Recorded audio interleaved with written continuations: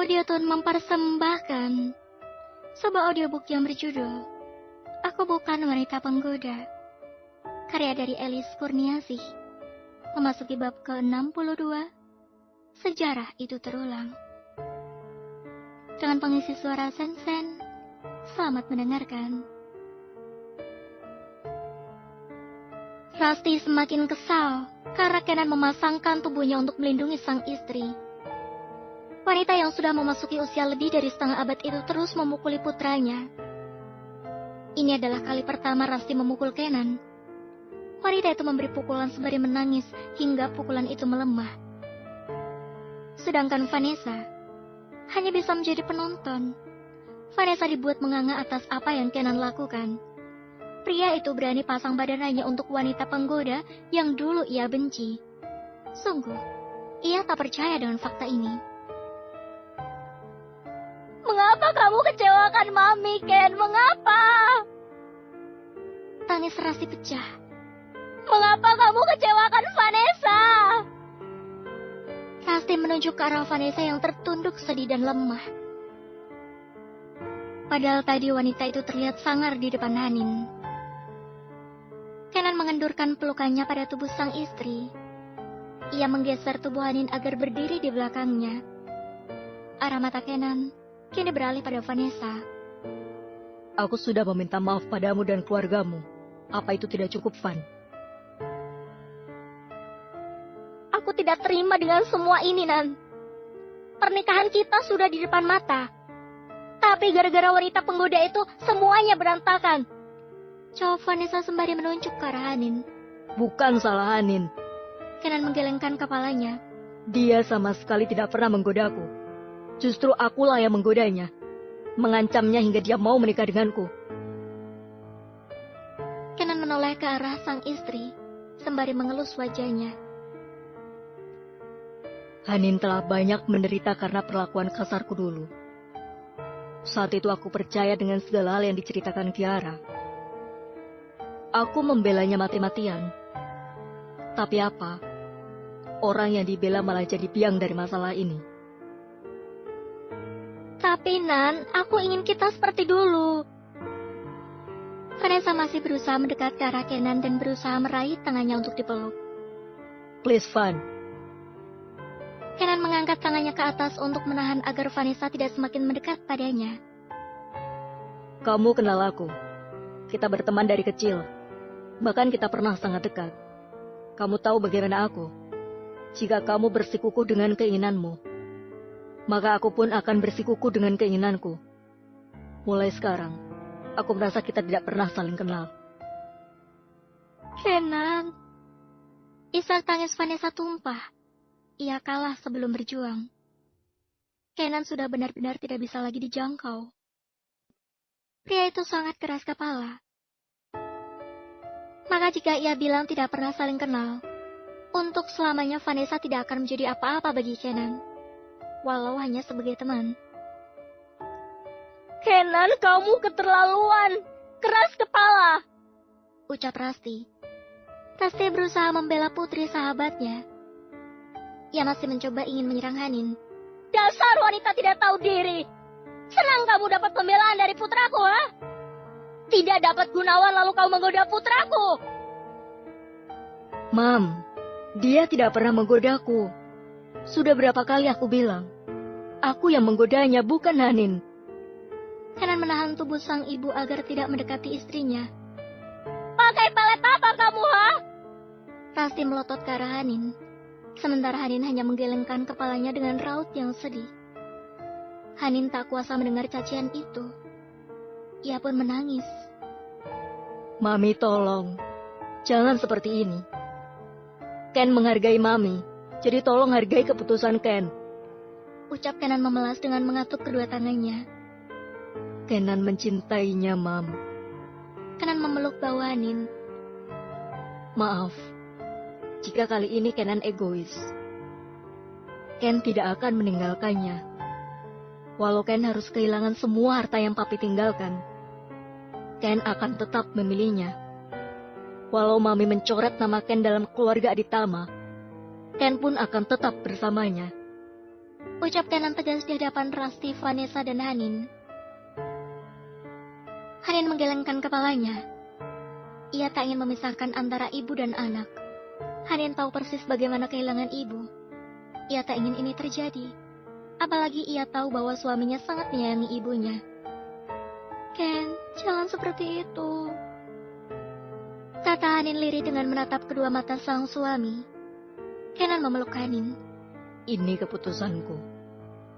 Rasti pun melemah. Tubuhnya tiba-tiba merosot. Ia teringat kata-kata itu.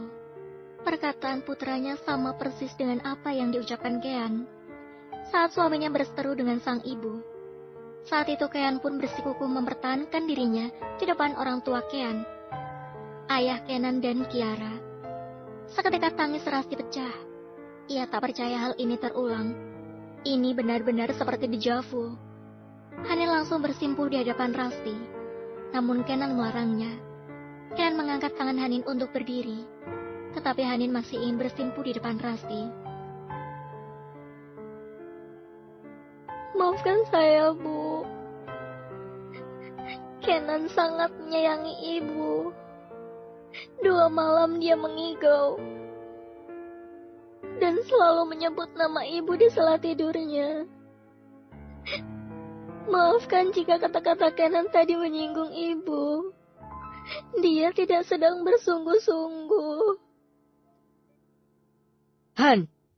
Panggil Kenan kesal. Matanya menatap tajam sang istri. Padahal saat ini ia sedang membelanya, memilihnya. Namun Hanin malah berkata seperti itu. Ken, aku tidak ingin memisahkanmu dengan ibumu. Aku pun pernah kehilangan ibu. Rasanya sakit sekali. Jangan seperti itu, Ken, jangan.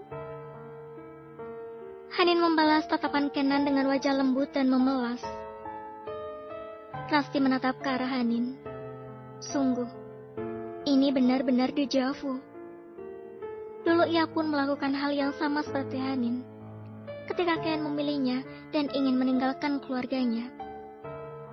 Kini, sejarah itu terulang. Rasti memeluk Hanin. Maafkan Mami. Maaf. Keduanya menangis. Mami! Teriak Vanessa yang gagal total dalam memperjuangkan Kenan. Rasti menoleh ke arah Vanessa. Maaf, Van. Mami tidak ingin kehilangan Kenan. Terdengar suara Rasti yang lemah. Vanessa kesal. Ia pun menghentakkan kakinya untuk keluar dari tempat ini. Dan sebelum Vanessa berlalu, ia pun kembali berkata, Aku masih tetap tidak terima diperlakukan seperti ini. Lihat apa yang akan aku lakukan untuk keluargamu, Nan. Ancam Vanessa sembari mengusap air mata yang terus mengalir. Sungguh, ini adalah penghinaan baginya. Keluarga Kenan benar-benar telah menampar pipinya keras. Lakukan apa yang ingin kamu lakukan, Van. Aku mengenalmu, mengenal ayahmu. Aku tahu orang suruhannya sudah mengintaiku selama 1 bulan ini. Ayahmu pasti penasaran wanita seperti apa yang aku nikahi. Dia adalah Hanin Akila, wanita sederhana yang cantik, lembut, dan selalu membuatku tertawa. Kenan tersenyum ke arah Hanin, dan Hanin tersenyum ke arah Kenan. Aku pun akan mengumumkan pembatalan pertunangan kita ke media besok. Aku juga akan mengumumkan bahwa aku sudah menikahi Hanin, wanita pilihanku. Ucap Kenan lagi. Sial! Vanessa kembali menghentakkan kakinya keluar. Ia berlari keluar dari apartemen itu sambil menangis terseduh-seduh. Di dalam apartemen, Kenan dan Hanin membawa Rasti untuk duduk di sofa. Terima kasih, Mami. Terima kasih karena telah mengerti, Ken. Kenan memeluk erat sang ibu. Hanin tersenyum. Akhirnya ibu dan anak ini kembali bersatu. Hanin pasti akan menyalahkan dirinya sendiri jika Kenan meninggalkan ibunya. Bisa jadi justru ia yang akan pergi dari Kenan jika pria itu berani meninggalkan ibunya. Bu, Hanin buatkan teh hangat ya. Ucap Hanin dan berdiri untuk meninggalkan anak dan ibu itu, berdua. Namun Rasi langsung menahan tangan Hanin. Panggil aku Mami. Senyum Hanin langsung mengembang. Ia pun mengangguk. Baik, Mam. Hanin kembali pamit pada kedua orang yang sangat ia sayangi. Karena mulai sekarang ia akan menyayangi orang-orang yang disayangi suaminya. Ken, kamu harus berhati-hati pada James. Pria itu pasti tidak akan terima putrinya kamu tolak. Ucap Rasti. Kenan mengangguk. Itu sudah Ken pikirkan, Mam. Hal terburuk adalah mereka membuka skandal Kiara. Karena hanya Vanessa yang tahu hal itu. Dia hadir sore itu. Rasti mengusap wajahnya kasar. Kiara, adikmu memang benar-benar pembuat onar. Mami tidak habis pikir. Mengapa dia bisa melakukan hal selicik itu? Rasti menggelengkan kepalanya sembari jari telunjuknya memegang kening. Cinta memang buta, Mom. Obsesi mengalahkan segalanya. Sama halnya dengan Vanessa. Rasti mengangguk. Ia setuju dengan jawaban Kenan. Bagaimana keadaan Kiara sekarang? Tanya Kenan. Entahlah. Sejak kejadian itu Mami tidak menegurnya. Biar dia menyelesaikan masalahnya sendiri. Jangan kamu bantu adikmu lagi. Tapi Kiara sedang hamil, Mam. Kenan masih tidak tega dengan nasib sang adik. Biarlah, Ken. Biar dia belajar. Apalagi dia akan menjadi seorang ibu. Rasti dan Kenan terdiam dan berpikir dengan pikirannya masing-masing. Bu, Mam. Tiba-tiba Hanin datang dan membuyarkan pembicaraan ibu dan anak itu. Rasti dan Kenan langsung menoleh ke arah Hanin bersamaan. Maaf mengganggu, Hanin hanya ingin tanya, minuman Mami boleh dipakai gula? Tanya Hanin polos. Ia tidak tahu apakah ibu mertuanya itu menyukai manis, atau menghindari manis karena ada penyakit yang diderita. Rasti tersenyum, lalu melirik ke arah Kenan.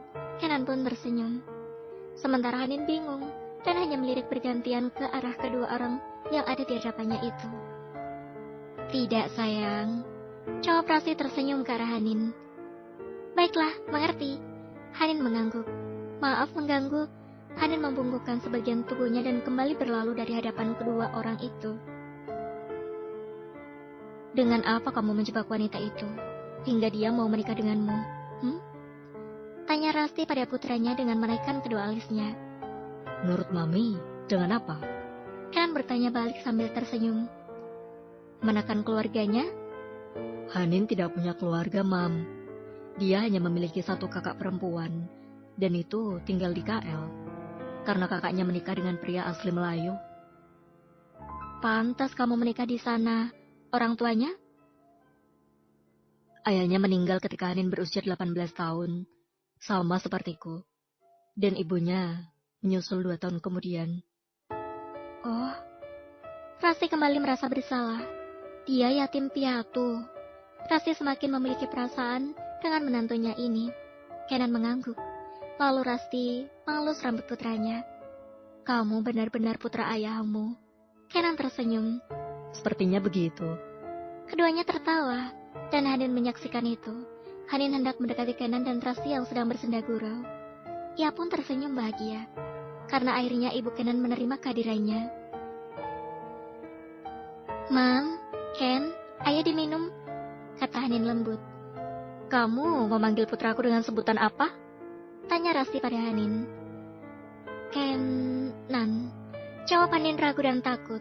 Ternyata Kenan mewarisi sifat galak itu dari sang ibu. Hanin baru menyadari. Tidak romantis sama sekali. Tidak adakah panggilan sayang yang lain? Hanin menatap Kenan dan Kenan pun menatap Hanin tersenyum sembari menaikkan alisnya. Ken jelek, jawab mereka bersamaan, lalu ketiganya tertawa. Itu bagus, jawab Rasti mengangguk, membuat ketiganya kembali tertawa. Bersambung, terima kasih sudah mendengarkan.